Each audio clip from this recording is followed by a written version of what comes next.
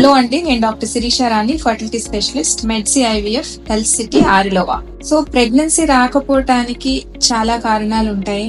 అది ఫీమేల్ లో కానీ మేల్ లో కానీ ఇష్యూస్ ఉండొచ్చు. ఫీమేల్ లో అయితే యూట్రస్ లో ఇష్యూస్ ఉండొచ్చు, ఓవ్యులేషన్ ప్రాబ్లమ్స్ ఉండొచ్చు, ట్యూబ్స్ లో ఉండొచ్చు, హార్మోన్స్ లో ఉండొచ్చు, అలాగే మేల్ లో కూడా ఇష్యూస్ ఉండొచ్చు. సో కాకపోతే నేను ఈరోజు చెప్దాం అనుకున్నది ఏంటంటే, చాలా వరకు మేల్ ఫ్యాక్టర్ అన్నది మనం నెగ్లెక్ట్ చేస్తూ ఉంటాం, బట్ అది రోజు రోజుకి పెరుగుతా ఉంది.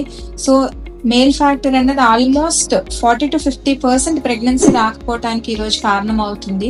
సో దీనికి డెఫినెట్ గా మనం ఇంపార్టెన్స్ ఇవ్వాలి.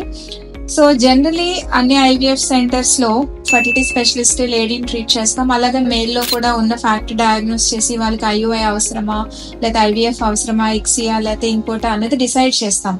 బట్ ఇప్పుడు మెడ్సీ ఐవీఎఫ్ లో స్పెషాలిటీ ఏంటంటే, మేము ఫీమేల్ ని ట్రీట్ చేస్తూ అండ్ మేల్ ఫర్టిలిటీకి స్పెషల్ గా andrologist and androsurgeon doctor Ashish Reddy అని మనకి ఇప్పుడు అవైలబుల్ గా ఉన్నారు.